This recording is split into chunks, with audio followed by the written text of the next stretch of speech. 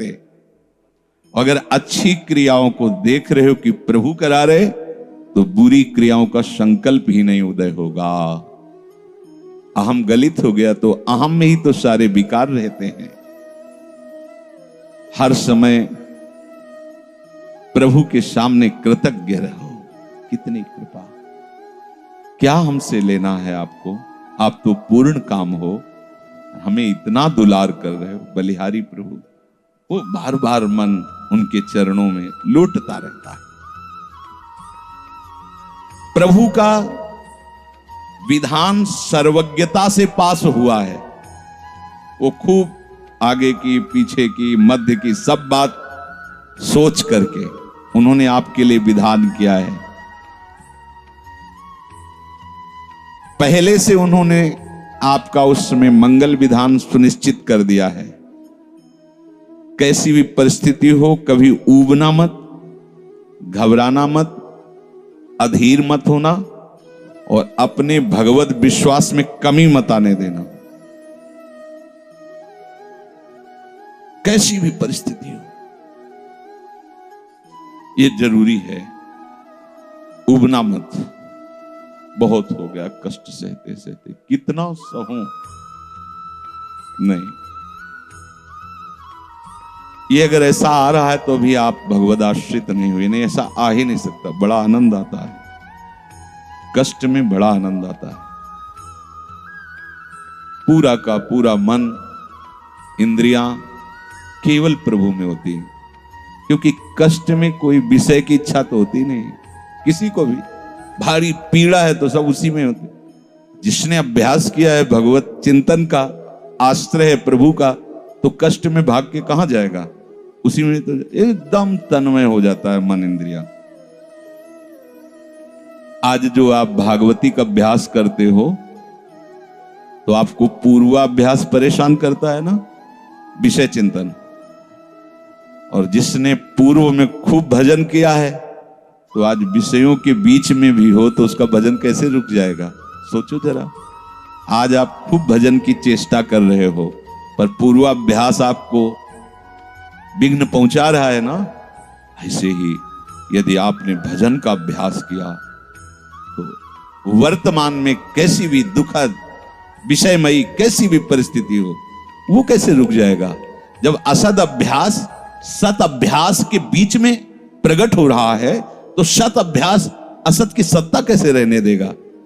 इसीलिए जो भजन परायण जन होते, भारी से भारी विषम परिस्थिति में भी हर समय भजन करना नहीं होता, भजन नृत्य करता है, वो निहाल हो जाता है। सुख किसे कहते तब आप जानेंगे। सुख का परिचय तब आप जानेंगे जब इतना भरोसा हो कि कैसी भी परिस्थिति हो, उबना नहीं, घबराना नहीं, अधीर मत होना, और विश्वास में कमी मत आने देना कि कब तक भोगूं, कब तक। ऐसे लोग हैं उद्दंडता करते हैं, पाप करते हैं, उनको बुखार भी नहीं होता। भजन में लगे लोगों को देखो, कितना कष्ट। ये क्या है प्रभु? कम से कम उनका शरीर स्वस्थ रखो तो आपका यश गा रहे भजन। उनका विधान सर्वज्ञता से भरा हुआ है। तुम अल्पज्ञ हो, तुम वर्तमान की बात सोच रहे हो। वो तीनों कालों को देखकर निर्णय करके परिस्थिति दिया, इसलिए मस्त रहो उनके भरोसे पर। कभी कई बार चर्चा की है प्रताप राय जी की। बचपन से भजन परायण थे, ईश्वर संपन्न घर था, भाई बहन सब खूब। कुछ दिनों बाद माता पिता पधार गए, पूरा अधिकार। ऐसे भजन में डूबे रहते कि उनका व्यापार था कि जैसे कोई धन लेने के लिए आया तो उसके लिए कुछ गिरवी रखना होता था, आभूषण आदि, और जितनी आवश्यकता है आप धन ले जाइए, और जब धन मिल जाए तो ब्याज सहित उसमें रख जाना और अपना सामान ले जाना। एक बक्सा रखा रहता था और वो आप माला लिए हर समय भजन करते रहे। बड़े वास्तविक आंतरिक वृत्ति से प्रभु में लगे थे। पर उनकी कुल परंपरा का यह व्यापार था। जैसे सदन जी की कुल परंपरा, तो कुछ गृहस्थ ऐसे महापुरुष जो अपने, भगवान भी कहते पर धर्मो भयावह सुधर्मो निधनो श्रेया, पर धर्म, वो जो वहां का काजी था उसने देखा कि बिना किसी प्रयत्न के बड़ा आनंद इनके चल रहा है, तो जलन होती, जो भगवत विरोधी जन, विमुख जन होते हैं तो जलन होती है। इसको दूसरे रूप में हम कह सकते हैं कि प्रभु अब उनके भजन का फल देना चाहते थे। दोनों बातें, परिणाम जान गए हैं इसलिए हम कह रहे हैं प्रभु उनके भजन का फल देना चाहते थे, और वो वर्तमान से देखो तो वो द्रोही थे, भगवत द्रोही जन। 3 लोगों ने काजी से मिलकर कहा बड़ा सुख लूट रहा है, हम जाके देखा है, बढ़िया काम बन जाए। वो देखता भी नहीं कि बक्से में क्या रखा गया। ठीक, तो कुछ कंकड़ ऐसे झोली में, पहले थैली टाइप की झोली होती, गए प्रणाम किया और कहा हमें 10,000 रुपए की आवश्यकता है, यहां लिखो दस्तखत, तारीख, दिन, और चेक भी नहीं करे। वो इतने विश्वास परायण भक्त थे, अभी तक ऐसा कुछ हुआ भी नहीं था। 10,000 रुपए दे। थोड़ी देर में दूसरा आ गया, थोड़ी देर में तीसरा आ गया, उनको धन था, दे दिया। 2-3 दिन बाद एक आया और 10,000 का ब्याज, 10,000 रुपए उनका, अपनी जहां रखा हो निकाल लीजिए। थैली निकाली और 2500 लोगों को पहले से काजी ने वहां भेज रखा था, सबके सामने डाला। देखो कितना पाखंडी है, हमारी सोने की सब जो आभूषण थे सब हटा के देखो इसमें पत्थर रख दिया। और हो तले दूसरा आ गया, प्रताप राय जी आपसे ये 10,000 रुपए, ये आपका ब्याज का पैसा। उसे अरे हाँ मेरे भी स्वर्ण, तीसरा है। फिर अब तो जितने गांव वाले थे जो श्रद्धा करते थे कि भक्त है, बड़ा उनका सम्मान था, सब उनके मुंह पे निंदा करने लगे। तिलक लगाए बैठे हो, कंठी बांधे हो, नाम जप करते, तुम्हें शर्म नहीं आती? तभी हम लोग सोचते थे कि कुछ करते हो नहीं, इतना माला माल हो रहे हो, ऐसी बेईमानी तुम करते हो। काजी आ गया, उसने कहा तुम रिपोर्ट लिखाओ। रिपोर्ट लिखाई गई, बादशाह के पास रिपोर्ट पहुंचा गई। उन्होंने कहा ऐसे पाखंडी को बंदी बना लिया जाए, सारी संपत्ति जब्त कर ली जाए। प्रताप राय जी ने जब सुन, अवाक, मतलब पत्नी से कहा कि ठाकुर जी की सेवा में बाधा ना पहुंचे, तुम ठाकुर जी को लो, पीछे के मार्ग से निकल जाओ, कुछ भोग सामग्री आभूषण और ठाकुर जी को लेके चले जाओ। पत्नी ने ऐसा किया, साफ एक बर्तन भी नहीं रहने दिया और उनको हथकड़ी डाल करके जेल में पहुंचा दिया, सब लूट लिया, सब नष्ट भ्रष्ट कर दिया। अब आप देखते जाओ। जब वहां पहुंचे तो जो विरोधी जन थे तो उन्होंने कहा कि ठाकुर के बहुत से आभूषण, बड़ी महंगी मूर्ति इनकी ठाकुर की, इनकी पत्नी, उसको तो आपने बंदी नहीं बनाया। सरकारी सैनिकों ने खोज की तो अपने मायके चली गई थी, वहां से उनको बंदी बनाया, ठाकुर जी को ला करके जहां धन का स्टॉक था वहां रख दिया, आभूषण सब उनके, दोनों को एक जगह हथकड़ी बेड़ी डाल के वो ठाकुर जी से एकांत में जेल में कहने लगे कि ये सब लीला तो हमें बर्दाश्त है, लेकिन आप जो हमारे प्राणनाथ हैं, आपको बंद कर दिया गया, भोग नहीं लगेगा, आरती नहीं होगी, आपको शयन नहीं करे, ये हमसे बर्दाश्त नहीं होता। प्राण हमारे ले लो, हम आपकी सेवा के बिना नहीं रह सकते। मुझे ये जो कुछ किया इस तो बर्दाश्त है, पर आप हमारे पास नहीं, आपकी सेवा नहीं, और जीवन भर कुल परंपरा से आपकी सेवा होती, नाथ ये मुझसे बर्दाश्त नहीं होता।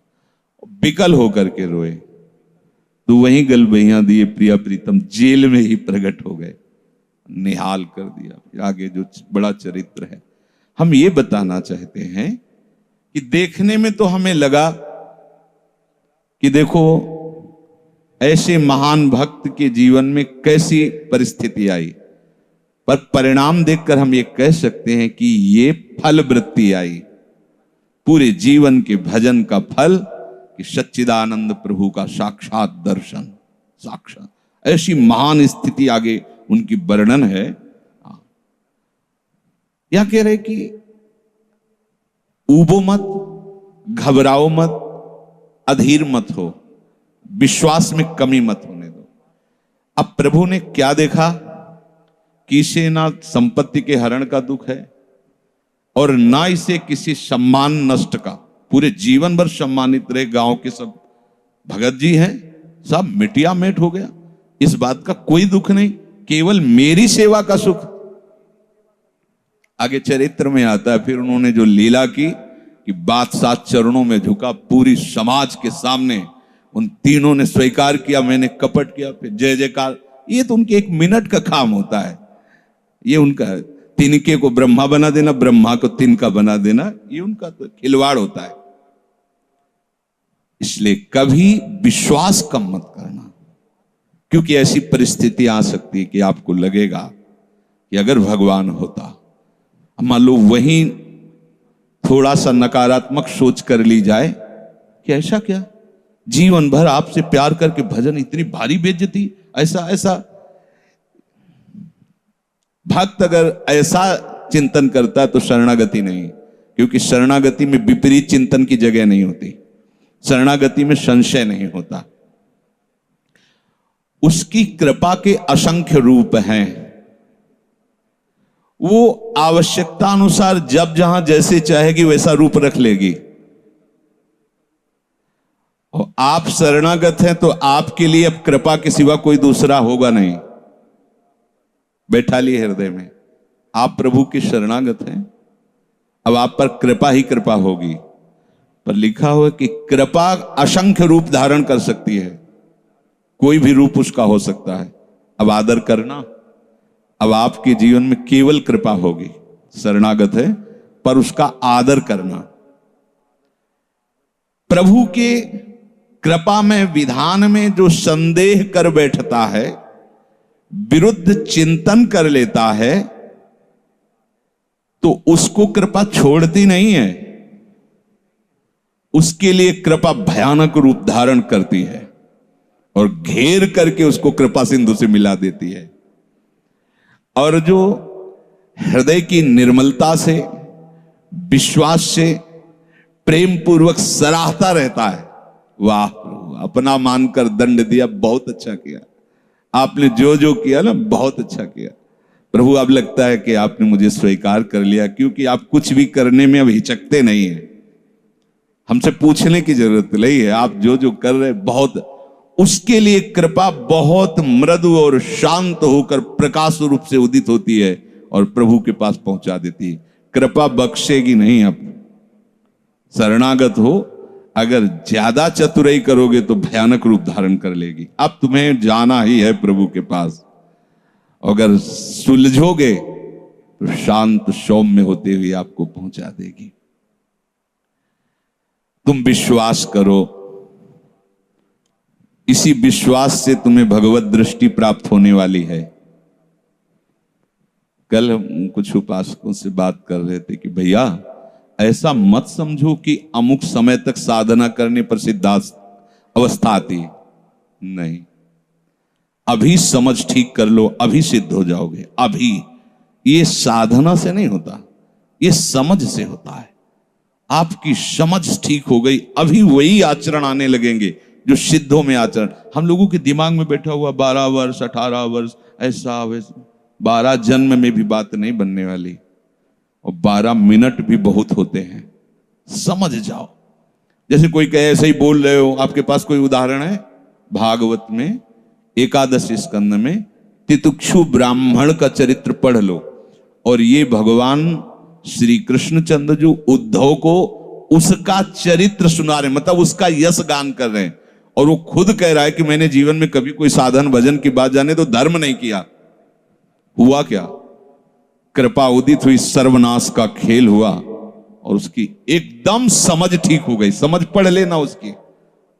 जिनके लिए मैंने पूरा जीवन, वो मुझे त्याग रहे। जिस धन को ना मैंने प्रयोग किया ना किसी को करने दिया, उसका अपहरण हो गया। जिस शरीर को मैं माना वो बुढ़ापे में जा रहा है। ये हो क्या रहा है? समझ ठीक हुई, उसी समय वो ऐसी स्थिति का महापुरुष हो गया कि भगवान उसका यशगार है। बोलो क्या साधना? समझ। रत्नावती जी ने क्या साधना की? दासी ने जब बताया तो हिमालय में जाके उन्होंने पद्मासन लगा के कोई साधना की क्या? दासी ने बताया कि सबका प्रीतम परम सुंदर करुणामय बिहारी जो है, बस समझ पकड़ लिया बिहारी। और महान सिद्ध। अपने लोग ऐसी धारणा बनाए हुए कि धीरे धीरे विषय छूटेगा, कामनाएं छूटेंगी, इतने वर्ष कम से कम, ऐसा वैसा, कुछ नहीं। अभी एकदम स्वीकार करो, आनंद पूर्वक चल दो। स्वीकृति का सारा चमत्कार है, अंदर से स्वीकार कर लो। अब तुम्हें ध्यान दीजिए, वही पदार्थ, वही परिस्थिति, वही कार्य प्राप्त होगा जिससे तुम्हारा मंगल होगा। काहे को खोपड़ी लड़ाते हो? कितना आनंद है। वही पदार्थ, जय राधा वल्लभ। जो गीता जी में वर्णन कर रहे थे कि यदि विषय का राग पूर्वक चिंतन किया जाए तो चिंतन मात्र से सर्वनाश हो जाता है। उसी के आगे श्लोक का वर्णन किया कि यदि राग द्वेष रहित होकर विषय का सेवन किया जाए तो हृदय की स्वच्छता, हृदय का प्रसाद, और प्रसादे सर्व दुखा नाम हानिरस्य उपजाति। बात पकड़ो। अब तुम्हें वही पदार्थ, वही क्रिया, वही सानिध्य मिलेगा जिससे तुम्हें मंगल में भगवान के दर्शन की योग्यता प्राप्त होगी। अच्छा बताओ, छोटा सा बच्चा जिसके पंख नहीं निकले वो क्या करेगा? शुद्ध शरणागति का स्वरूप अजात पक्षा यु मातरम खगा। तो आप शुद्ध शरणागति तो बनना चाहते हैं ना? उस बच्चे की योग्यता कितनी है? चे चे करके केवल मां की तरफ देखना, तो राधा राधा बोल के केवल लाडली जी की तरफ देखना हमारी। उस बच्चे पर यदि कोई प्रहार करने के लिए जीव आ रहा है तो माता पिता का कर्तव्य है, उससे तो पंख ही नहीं निकले तो अपना बचाव क्या करेगा? तो काम क्रोध लोभ आदि यदि आप पर आक्रमण कर रहे हैं तो आप बचाव कहां करने लायक हैं? तो आप इधर चे चे करके देखिए, राधा राधा राधा राधा राधा। और सही पूछो, जब ऐसी शरणागति आएगी तो आएंगे ही नहीं। वो भी भगवत प्रेरित आते हैं, भगवत प्रेरित। नहीं, देवर्षि नारद जी के हृदय में कहां काम था? पूरी लीला करके काम हार गया, और जब अहंकार आ गया तो छूट दे दी, तो देख लो क्या हो गया। समझना बस, सारी ये जो परमार्थ का खेल है ये सब समझ का है। आश्रय से जो भगवान कहते हैं कि बुद्धि योगम ददामिते, बस ये बुद्धि योग हो गया कि मस्त हो जाओगे। तेषाम सतति युक्तानाम भजताम प्रीति पूर्वकम ददामि बुद्धि योगम तम। अब जो भी पदार्थ, जो भी क्रिया, जो भी सानिध्य, वो कृपा के द्वारा होगा। अब हमें उसमें न राग करना न द्वेष करना है। और इसका परिणाम क्या बताया? हृदय की स्वच्छता, परम प्रसाद और बुद्धि का भगवान में स्थित हो जाना। अब वो प्रतिकूल हुआ या अनुकूल हुआ? अगर प्रतिकूल हुआ तो आपने सोचा गलत सिद्धांत। अगर ये बात हम ना माने होते तो इससे सावधान रहते तो हमारा वो होना था। प्रभु का विधान था, उसमें कुछ है, बाद में देख लेना। उसका वो परिणाम होगा जो तुम नहीं निकाल सकते थे। उस प्रतिकूल पदार्थ, वस्तु, व्यक्ति के सानिध्य से वो ठीक हुआ है जो ठीक होना था, प्रभु ने भेजा है। अब तो तुम निश्चिंत हो जाओ, अब भय ना करो। समझ ला, प्रभु सर्वज्ञ हैं, तुम उनके भरोसे हो गए हो, आप कोई तुम्हारा मंगल कर ही नहीं सकता। बोले काम आता है, क्रोध आता है, गंदी बातें मन में रहती हैं। कहा जाता है जब ये तक हृदय में रहेंगे तब तक तुम्हें भगवत प्राप्ति नहीं होगी। शास्त्रों में खूब खुला वर्णन है, चाहे जहां देख लो। त्रिविधम नरकस्येदम द्वारम नाशन मात्मनः कामः क्रोधा तथा लोभा तस्मादे त्रयम त्यजेत। काम क्रोध मद लोभ सब नाथ नरक के पंथ। पर इसके बीच की हम एक रहस्यमयी बात आपको बताते हैं। यदि आपने भरोसा लाडली जी का कर लिया है और ये हैं, तो इनकी सत्ता नहीं, ये आने जाने वाले हैं और इनसे कुछ भी आपका नहीं बिगड़ने वाला। भरोसा इनका, ये तर्क वितर्क की बातें नहीं, ये श्रद्धा विश्वास की बातें हैं। और धीरे धीरे एक दिन आप महात्मा बन जाओगे। देख लेना, विश्वास करना।